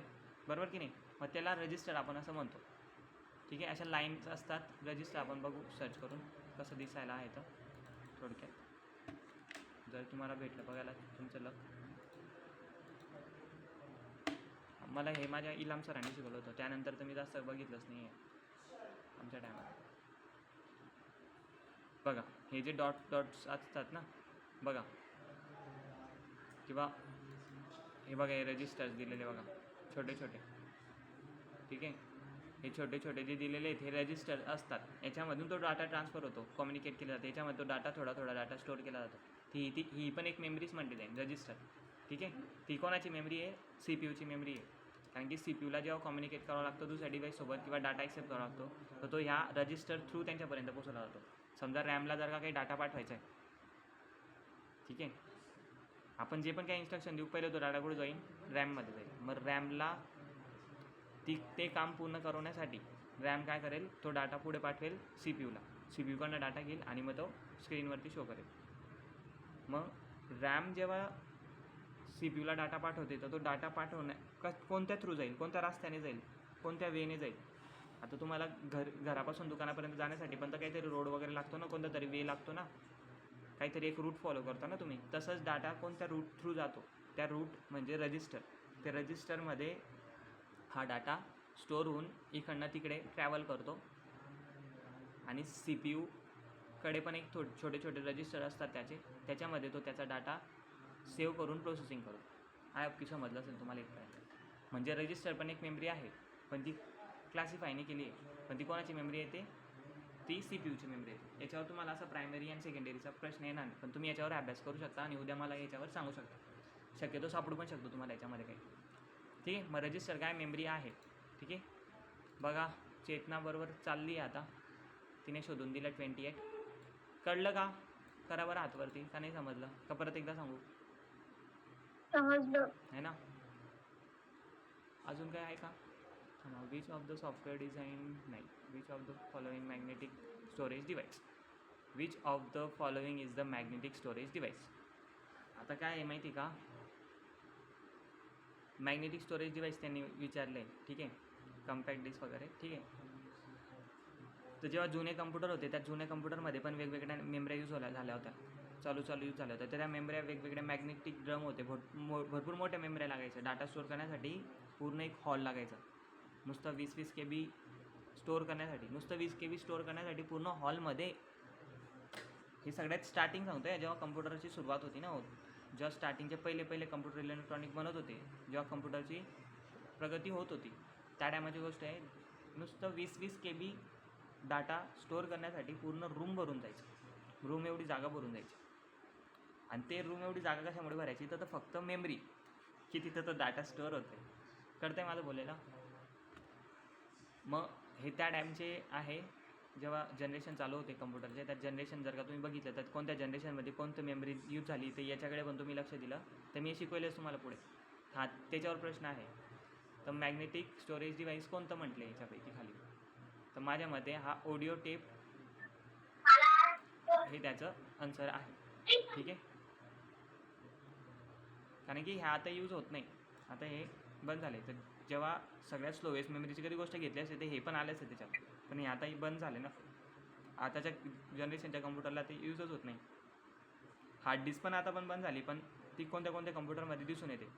जर का तुम्ही कोणता नवीन कम्प्युटर घ्यायला गेलात तर स्वस्त्यामध्ये घ्यायला गेलात तर तिथं 100% तो कम्प्युटरवाला काय करतो, हार्ड डिस्क टाकून देतो. आणि हार्ड डिस्क काही कामाची नसते आताच्या कम्प्युटरला, भरपूर स्लो होऊन जातो कम्प्युटर, इतकं खराब राहतं ते कम्प्युटर. मग शेवटी ती हार्ड डिस्क कधी घेतलं पण असेल आणि चुकून तुमच्या कम्प्युटरमध्ये हार्ड डिस्क असेल तर ती काढून दुसरी लावून घ्या तुम्ही, कारण की ते आज आणि उद्या खराब होणारच आहे, त्याची गॅरंटी नाही. एक चॅप्टर मी तुमच्यासाठी बनवेल, जर तुम्हाला इच्छा असेल, जर का तुम्ही मला मागणी केली तर माझी मागणी करा तुम्ही. मी जे एक शॉर्ट रील्स टाकली ना त्यावरती मला मागणी करा छोटीशी, की कम्प्युटरची डिटेल्स द्यावं सगळं. जर तुम्हाला कम्प्युटरची डिटेल्स पाहिजे असेल की कोणतं कम्प्युटर घेतलं पाहिजे, ठीक आहे, कोणत्या कॉन्फिगरेशन कसं पाहिजे, जर का तुम्हाला कम्प्युटर घ्यायचं असेल किंवा सजेस्ट करायचं असेल, किंवा कोणतं कम्प्युटर चांगलं असतं, कोणता पार्ट चांगला असतो, घरी कधी कम्प्युटर बनवलं तर कितीमध्ये बनेल, तर या सगळ्या गोष्टी मी तुम्हाला एका व्हिडिओमध्ये शेअर करेल जर तुम्ही मला मागितलं तर. जर तुम्ही तुमची इच्छा मला तिथं मांडायची आहे ना, मग मी पुढची व्हिडिओ त्याच्यावरती बनवेल आणि सांगणारच आहे तुम्हाला मी ते. मग मेमरी कोणती आहे हे पाठांतर करण्यासारखे प्रश्न आहे. कोणते हे, की मॅग्नेटिक स्टोरेज डिव्हाइस कोणते आहे, तो ऑडिओ टेप. तर इथं बी मॅग्नेटिक टेप चालतं, तर इथं पण तसंच काहीतरी होतं. मॅग्नेटिक जेव्हा ॲक्सेसिबल तर मॅग्नेटिक टेप होतं, ते पण सिक्वेन्शियल ॲक्सेसचं सारखं कधी आलं तर आपण मॅग्नेटिकला द्यायचं. पाठांतर करण्यासारखे प्रश्न आहे ते. नंतर हे पण याच्यामध्ये ऑडिओ टेप आहे. बरोबर आहे का माझं आन्सर? बघा बरं 29चं 29 ए आन्सर सांगितलं आहे. ठीक आहे, 2 मिनटं. हार्ड डिस्क आहे ना सर, हार्ड डिस्क आहे. मॅग्नेटिक स्टोरेज डिव्हाइसमध्ये येणार नाही ते, ऑडिओ टेप येईल. हार्ड डिस्क मॅग्नेटिक टेपमध्ये येणार नाही. एक काम करा, बुक पण असं 100% खरीच आहे असं नाही आहे बरं का. ते बुकवाल्याने बरं झालं असं केलेलं आहे, त्याशिवाय तुम्ही स्टडी कसं केलं असता. असं डोळे बंद करून विश्वास ठेवू नका त्या बुकवरती, ते आन्सर दिलं आहे तर ते खरंच आहे असं म्हणून. त्याच्यामध्ये नाही 50% प्रश्न चुकीचे दिलेले आहेत आन्सरमध्ये, ठीक आहे. म्हणून ते पाहिलं आणि तिथं आन्सर ओके होतं असं नका करू. छपाई चुकीची झालेली आहेत बुकची, तुम्ही स्वतः स्टडी करायचं त्यावरती. आता याच्यात हार्ड डिस्क दिलेलं आहे, ठीक आहे. 2 मिनटं. मॅग्नेटिक टेप बघा, floppy disk, zip disk, magnetic tape पण येतो त्यामध्ये, मॅग्नेटिक टेप येतो. ओके, ऑडिओ टेप नाही येतो. 2 मिनटं.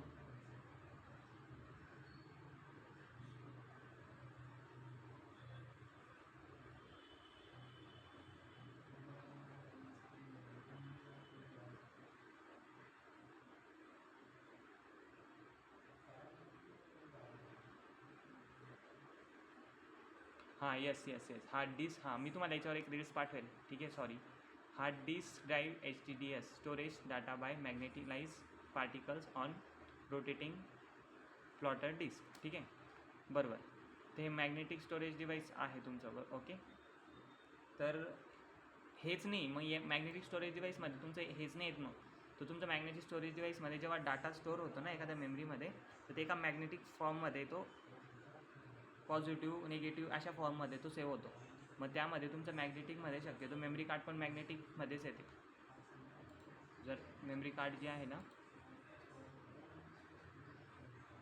मेमरी कार्डसुद्धा त्यामध्येच येते. याची एक रील्स पाठवेल मी तुम्हाला, की एखाद्या हार्ड डिस्कमध्ये ऑप्टिकल डिस्क कसा डाटा स्टोअर करवते, ठीक आहे.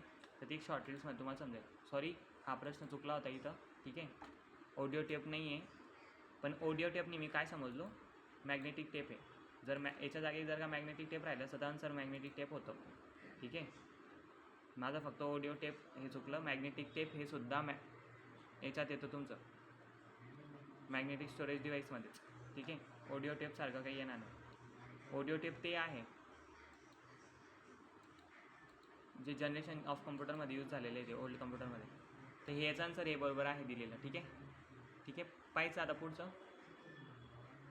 आणि हां, याच्यामध्ये दिलेले प्रश्न 100% ओके असं नका समजू, याच्यामध्ये काही काही प्रश्न चुकलेले आहेत.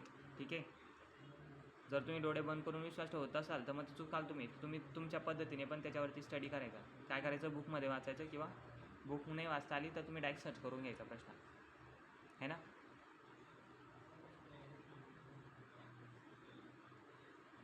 आहे का अजून कोणता प्रश्न मेमरीवरती?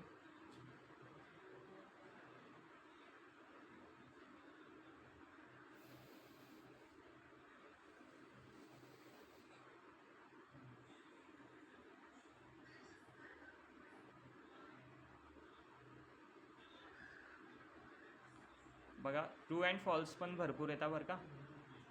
ट्रू अँड फॉल्स भरपूर येतात प्रश्नामध्ये. याची एक ट्रिक्स देतो तुम्हाला मी एक्झामसाठी. समजा तुम्ही पूर्ण स्टडी करून गेलेत असाल तर काय होतं माहिती का, एक अंदाज लावायचा.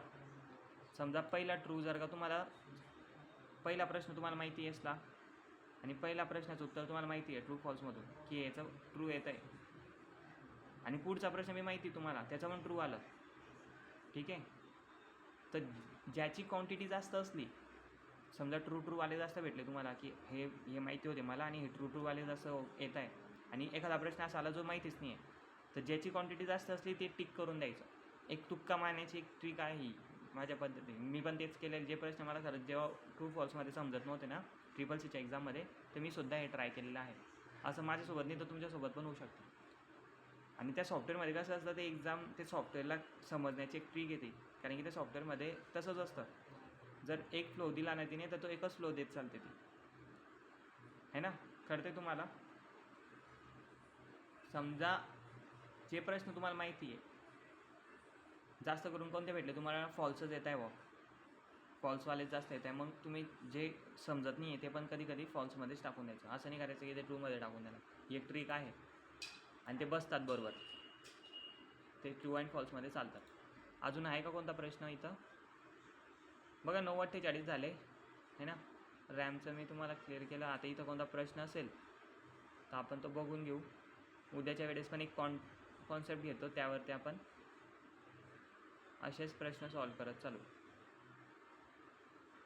मग रजिस्टर काय असतं हे समजलं तुम्हाला, है ना.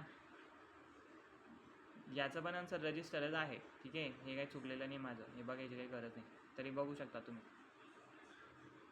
ALU which of the following parts CPU.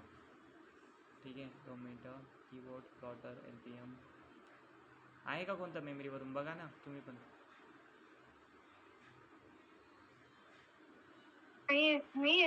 नाही, मग आता एवढंच बघून झालं का? नाही, एवढं बघून नाही झालं. आता बघायचं काय, आता मी हे तुम्हाला दाखवून दिलं या बुकमधून दिलेलं. तुम्हाला आता काय करायचं आहे, या इथं जायचं आहे आपल्या PDF मध्ये, याच्यामध्ये तुम्हाला सगळं भेटेल. आता हे फक्त झालं ट्रायल होता, हा फक्त ट्रायल की असं असू शकतं, बरोबर. रिअल एक्झामिनेशनमध्ये कसे विचारले जातात ते त्या PDF वरती भेटतील तुम्हाला, आणि त्याच्यावरती जेवढे पण मेमरीचे टॉपिक्स असतील ते काढून मारा. तुम्हाला मला फक्त हातवरती करून सांगा क्लिअर आहे की नाही, समजलं का मेमरीचा कॉन्सेप्ट. प्रायमरी सेकंडरी विचारलं, प्रश्न आले तर जमेल का, हातवरती करून घ्या, म्हणजे जेणेकरून मी स्क्रीनशॉट काढून घेतो आणि उद्याच्या दिवस मी नवीन प्रश्न आणतो आणि तुम्हाला विचारतो, है ना, लाईव्हमध्ये. ते बी चेहरा शेअर करू. हातवरती करा सगळेजण करा, कारण की सगळ्यांना माहिती झालं. मी सगळ्यांनी ऐकलं ना, ज्यांना नाही माहिती ना ते चालले जा डायरेक्ट लेफ्ट होऊन जा मीटिंगमधून, म्हणजे मी स्क्रीनशॉट घेत नाही ना तुमचा, है ना. मी स्क्रीनशॉट घेऊनच घेतो. ये हो गया, अभी ये फंस गया CM. ठीक आहे, चलो आगे. आता काय ऐका बाकी राहिलेलं, स्टॉप करायचं का तुम्ही म्हणाल तर 10 मिनटं मी अजून घेऊ शकतो. 10 वाजेपर्यंत. तुम्ही कमेंटला टाका काहीतरी, तुमचं पण माइंड फ्रेश होईल थोडं.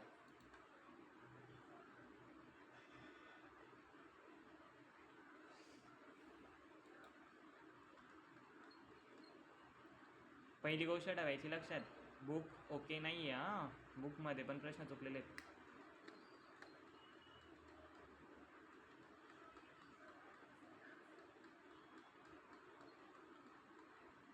मग आपण आता एक एक करून काय करू, मेमरीचं घेतलं आपण, मग नंतर प्रिंटरचं घेऊ, मग प्रिंटरचं घेतल्यानंतर मग आपण अजून काय असतं त्यामध्ये, सॉफ्टवेअरचं पण घेतलं आपण. ठीक आहे, IT गॅजेट्सवर घेऊ मग आपण, है ना. अशी एक एक करून सगळे प्रश्न सॉल्व करू चालू, सगळे कॉन्सेप्ट क्लिअर करत चालू, आणि लास्टला मी एक एक्झाम घेईल शेवटची. ठीक आहे, है ना. मी स्क्रीनवरती प्रश्न सॉल्व करेल किंवा मी तोंडी प्रश्न विचारेल. फक्त ज्याला प्रश्न माहिती असला त्याने हातवरती करायचा, ज्याला उत्तर येत असलं त्याने ज्याने सगळ्यात पहिला हातवरती केला. आता बघा, याने 3 नंबरने हातवरती केला आहे. हो, याने सगळ्यात पहिले हातवरती केला, बघा मला दिसतं इथं. ज्याने सगळ्यात पहिला हातवरती केला असेल मी त्याला प्रश्न तो करेल, आणि जर का त्याला त्याचं खरंच पटकशी जमलं तर त्याचं माझं डायरीमध्ये नाव लिहिलं जाईल. त्याला काहीतरी एक बक्षीस आपण माझ्याकडनं देऊ. 100 रुपयाची आपली CCC बुक पण असू शकते ती. ठीक आहे, काय पण एक असेल. मग तुम्ही तुमचा स्टडी करायचा, मग रेग्युलर लेक्चर हजर राहा. ठीक आहे, कळते सगळ्यांना. आणि जो शेवटपर्यंत सगळं लेक्चर अटेंड करेल त्याला एक वेगळं देईल मी अजून काहीतरी. फक्त तुम्ही रेग्युलर असा कंटिन्यू असा, कारण की ज्यांना एक्झामला बसायचं त्यांनी फक्त, जरी तुम्ही नसले तरी काही प्रॉब्लेम नाही, कारण की मी तर डायरेक्ट रेकॉर्ड करून सोडतो यूट्यूबला. तुम्ही बघितलं असेल, माझं चालूच असतं आता काही ना काही. ठीक आहे, मॅडमांनी मला कॉल केला की मुलांची एक्झामिनेशन का नाही झाल्या, किंवा मंडळाच्या सरांचा कॉल आला की सर मुलांची एक्झामिनेशन का नाही झाल्या. तर मी एकच क्लिअर करून देईन की सर मी यूट्यूबला पूर्ण रेकॉर्डेड करून मी माझं पाठवलेलं आहे. मुलांनी कधी एक्झाम द्यायची असेल तर त्यांनी मला डॉक्युमेंट टाकून द्यावे, त्यांची एक्झामिनेशन मी करून देईल. बाकी जे काही थेरी चॅप्टर्स आहेत ते त्यांनी ऑनलाईन बघून घ्यावे. पण मी रेकॉर्डेडपेक्षा तुम्हाला लाईव्ह जास्त करून हे करतो, कारण की लाईव्ह तुम्ही माझ्यासोबत बोलणार, तुम्ही कसं करताय स्टडी हे मला समजणार, तुम्हाला कसं पाठवायचं हे मी डिसाईड करणार, चांगल्या पद्धतीने तुम्हाला पाठवून हे मला आवडेल. ठीक आहे, मग कळलं का. ठीक आहे, तर बोला. ते A लेवलचं एक्झाम ते कसं करता? A लेवलचं काय विचारायचं तुम्हाला आता. A लेवलचं एक्झाम कोर्स. द्यायची का. A लेवलचा कोर्स तुम्ही 12वीला आहे तर तुम्ही 12वीच्या बेसवर त्याला नाही देऊ शकत. तुम्हाला तो कोर्स केल्याचे फायदे खरंच भरपूर आहे. ठीक आहे, MSCIT पण चांगलेच फायदे त्याचे, कारण की तुम्ही कोणती पण गव्हर्नमेंट एक्झाम अप्लाय करा, ग्रुप D रेल्वेसाठी पण त्याला मागितला जातो तिथं. मी MSCITचं ऑप्शन आतापर्यंत कधी बघितलं नाही LPला, पण तिथं A लेवलचं ऑप्शन बघितलं होतं. A लेवल आणि O तर लेवल. ते नाही, ज्याने ते इंजिनिअरिंगला डायरेक्ट सेकंड इयरला ऍडमिशन भेटते तेच ना. त्याच्यात तेवढंच बेनिफिट नाही, तर त्याचा A लेवल घेतला तर नायलेट कॉलेजला डायरेक्ट सेकंड इयरला ॲडमिशन भेटतं. आता ते कोणासाठी मुलांनो, समजा तुमचं आता CET देत आहेत, असं नाही की ते एका वर्षाच्या कोर्सला तुम्हाला ते सारखंच पडतं आहे एक प्रकारे. कळतं का तुम्हाला. जो डिप्लोमा केलेला असतो त्याला पण तेवढाच टाईम लागणार आहे सेकंड इयरला जायला, आणि ज्याने तो कोर्स केला आहे त्याला पण तेवढाच टाईम लागणार आहे. पण ते कोणासाठी मी तुम्हाला सांगतो. समजा चेतनाने आता CET दिली, CET दिल्यानंतर तिला चांगल्या कॉलेजमध्ये ॲडमिशन घ्यायचं होतं. ओके, पण तिला चांगले मार्क्स पडले नाही, मग तिला प्रायव्हेट कॉलेजला जावं लागलं, तिथं जास्त फीस द्यावी लागते. मग तिने ड्रॉप केलं तिचा वर्ष, मग तिचा ड्रॉप वर्ष झाला समजा. ठीक आहे, कळलं तुम्हाला. तिने वर्ष ड्रॉप केला तर तिला परत पुढच्या वर्षी परत नवीन CET एक्झाम द्यावी लागेल, किंवा आता नियम चेंज झाले असू शकतील, किंवा ती CET चालू शकते एक वर्ष अजून एक्स्ट्रा. शक्यतो नियम मला माहिती नाही आताचे. ठीक आहे, पण जर का 2 तिने अटेम्प्ट केले त्यांनी, वाढवलं आहे का. म्हणजे 2 अटेम्प्ट दिले, पहिले एकच व्हायचा ना, तर आता 2 केलेले. नियम चेंज झाला, पण असं नाही ना मला माहिती अजून, की समजा तुम्ही हा वर्ष ड्रॉप केला तर तुम्हाला पुढच्या वर्षी पण ह्याच मार्क्सच्या बेसवरती भेटेल का कॉलेज, का परत तुम्हाला परत ह्या 2 एक्झाम परत द्याव्या लागणार आहेत. कळते का माझं बोललेलं. हे मला तुम्ही तपासा, आता हे मी काही तपासलेलं नाही, पण हे कोणत्या मुलांसाठी A लेवल कोर्स चांगला मी सांगतो तुम्हाला. समजा तुम्हाला कॉलेज घ्यायचं होतं चांगलं आणि तुम्हाला भेटलं नाही, मग तुम्ही ड्रॉप केलं. आता तुम्ही 1 वर्ष ड्रॉप केला तर तो 1 वर्ष असाच जाऊ नका द्या. तुम्ही त्या 1 वर्षामध्ये तुम्ही हे कोर्स करा. का कोर्स करा तुम्हाला सांगतो. जर का तुम्ही हे कोर्स केले, तुम्ही हे कोर्स करणार पार्ट टाईममध्ये, तुम्ही घरी काही पण करा, डायरेक्ट तुमचं स्टडी करा, कोणतं पण कॉलेज करा, पण हे कोर्स कसा माहिती आहे का तुम्हाला. फक्त 6 महिने झाले एक्झाम द्यायला जायचं, घरी 2 तास द्यायचे, बसायचे, अभ्यास करायचा. ते एक्झामचं हॉल तिकीट येतं लगेच 3 महिन्यानंतर. एक्झाम द्यायची, पास आलं, पासचं रिझल्ट येतं. असं 6 महिने किंवा 1 वर्ष ते कोर्स कंप्लीट करायचे. समजा तुमचा गॅप पडला ना, तर तुम्ही तेव्हा ते कोर्स करून ठेवायचे. तर ते कोर्स तुम्ही जर का करून ठेवले, ठीक आहे, त्या गॅपच्या दौरान त्या तुम्हाला कॉलेज नाही भेटलं तर काय होईल, CET थोडं ना म्हणेल. CETला समजा तुम्ही गॅप पाडला तर CET काय म्हणेल, चला 4 वर्षापासून परतपासून करा तुम्ही पण. तुमचा जो वर्ष गेला तो 1 वर्ष वाया तर गेला. मग परत 4 वर्षापासून म्हणजे परत 4 वर्ष त्या कॉलेजमध्ये तुमचं म्हणजे वय जाईल, तुमचा टायमिंग जाईल. मग तुमचा तो टायमिंग मॅनेज करण्यासाठी, त्या 12वीच्या मुलांना टायमिंग मॅनेज करण्यासाठी हा सगळ्यात उत्तम पर्याय आहे की तुम्ही हे कोर्स करून ठेवायचे.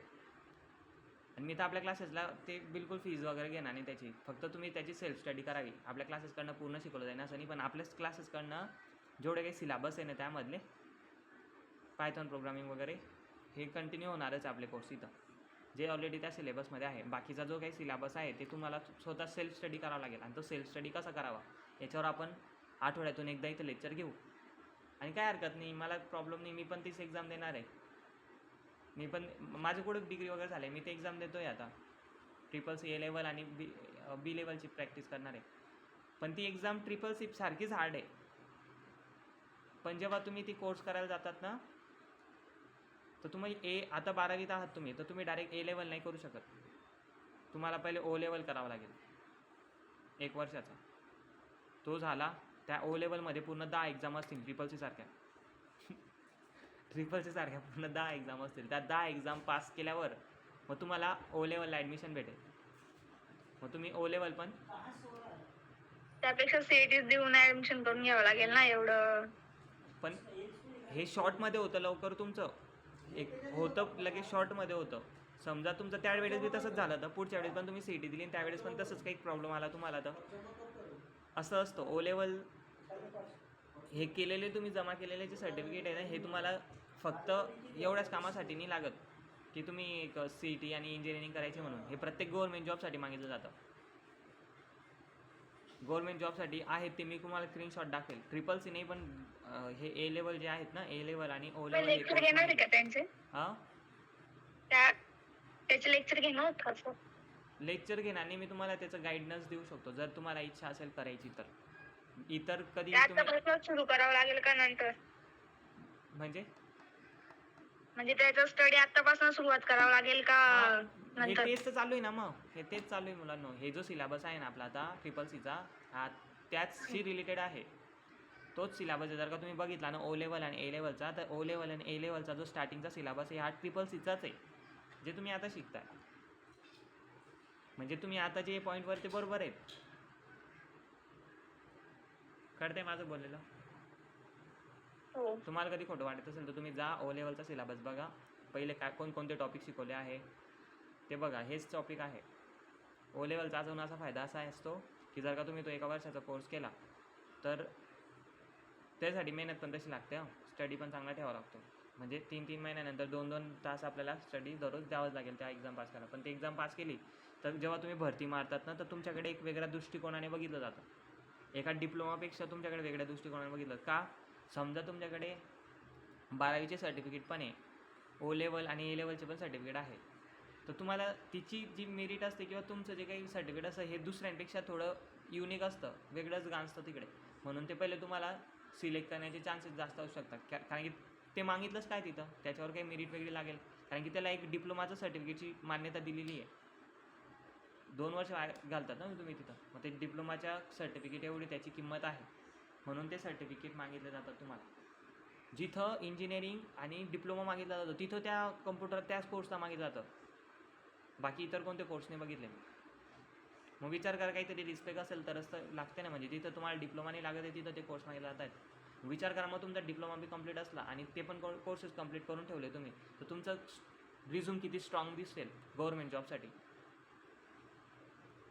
ओके, समजलं असेल तुम्हाला माझं बोललेलं.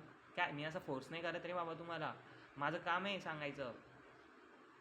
उद्या माझं काम सांगायचं आहे की तुम्हाला समजा तुम्ही उद्या कॉलेज नाही भेटत तुम्हाला, किंवा तुम्हाला प्रायव्हेटच कॉलेज भेटते, CETचे मार्क्स तसे येत आहे बहुत पुन्हा अटेम्प्ट केल्यामुळे, मग तुम्हाला एक चांगलं वे सांगणं काम आहे ना माझं. जर का तुम्ही आज ते कोर्स करून घेतले तर उद्या उठून तुम्हाला जर का तुम्ही आज ते कोर्स करून ठेवले तर गव्हर्नमेंट कॉलेज नायलेट हे कधीच नाकारू शकतच नाही तुम्हाला. ते तर त्या पोरांना गैर कमी मुलं आहे, असे भरपूर कमी मुलं आहे. मला करायचंय सर. हां, भरपूर कमी मुलं आहे जे ए लेवल ओ लेवल कोर्स करतात आणि भरपूर असे कमी मुलं आहे ज्यांना माहिती आहे की ए लेवलने सेकंड इयरला ॲडमिशन भेटतो कॉलेजला. ठीक आहे, काय हरकत नाही. तुम्ही बघा तुमच्या पद्धतीने, जर का तुमच्या रोडमॅपमध्ये किंवा तुमच्या करिअरमध्ये ते बसत असेल किंवा तुम्हाला जे ड्रीम्स करायचे त्याच्यामध्ये ते बसत असेल तर तुम्ही ते नक्कीच फॉलो करू शकता. ठीक आहे, आजसाठी एवढंच. 10 वाजून गेले. ठीक आहे, गुड नाईट सगळ्यांना. बोर केलं असेल यासाठी Good सॉरी. night. पुढच्या नाही, वेळेस नाही. लेक्चरला या आणि ते जे प्रश्न आहेत ना त्याचा सराव करा, म्हणजे मी जेणेकरून मी गिफ्ट तयार ठेवेल. लाईव्हमध्ये उत्तर देता आलं पाहिजे अशाच पद्धतीने प्रॅक्टिस करून ठेवा. ठीक आहे, देवांश तू पण ते बघा. मॅमचे क्वेश्चन कोणत्या पीडीएफ मध्ये आहे? म्हणजे 3-4 पीडीएफ टाकले आहे ना, मग त्या प्रत्येक पीडीएफ मध्ये आहे का पर्टिक्युलर एकाच पीडीएफ मध्ये? हे प्रत्येक चॅप्टर नंतर दिलेले आहेत, पण आपण सध्यासाठी CCCचाच शिकतोय ना. सॉरी, ट्रिपलचं इंट्रोडक्शनचं शिकतोय. सॉरी, इंट्रोडक्शनच्या चॅप्टरचं बघतोय ना प्रश्न. आणि जे प्रश्न मी दिलेत ना ते आता मी गणेश आहे का? गणेश, मी तुला एक काम देतो, ऐकतोय का तू? हा सर. मी तुला एक काम देतो. इंट्रोडक्शन चॅप्टरवरती जे काही हे असेल ना, हा जे पहिलं चॅप्टर आहे आपला CCC मधला इंट्रोडक्शन, त्याच्यावरती जे हा प्रश्न ना. हां ते प्रश्नाची PDF काढायची आणि चालेल. त्यांची PDF कॉपी करून ते प्रश्न AI कडनं मराठीमध्ये करायचे. हा मराठी आणि इंग्लिश अशा दोन्ही लँग्वेजमध्ये करायचे. तो चालेल सर. डाटा चांगल्या फॉर्मॅटमध्ये HTML मध्ये बनवायचा आणि त्याची PDF बनवून मला टाकायची. हे जमेल का तुला? HTML मध्ये? हां, ते HTML तिला सांगायचं की बुवा हा डाटा A4 पेजमध्ये चांगल्या फॉर्मॅटमध्ये HTML कोडिंग करून पाठवला आणि ती कोडिंग मला पण पाठवून दिली तरी चालेल. किंवा ओके सर, चालेल ना. कारण की इथं ब्राउझरला जायचं आणि सांगायचं HTML कोडिंग टू PDF. मग ती कोडिंग जी आहे ना ती ट्राय PDF करून बघेन. तू फक्त काय कर, ती PDF डाउनलोड करून मला पाठव इंट्रोडक्शनची. हा, बेसिक HTML येते मला म्हणा. येतं ना, काय हरकत नाही. मी तुम्हाला एक ट्रिक सांगेन पुढे. ठीक आहे, चालेल सर. चालेल. Good night. मला तेवढी PDF पाठव किंवा मला पाठव, मी ग्रुपला पाठवतो. हो सर, चालेल. हो ना, ठीक आहे, चालेल. बाय. त्याच्यामध्ये बघा मग मेमरीचे प्रश्न.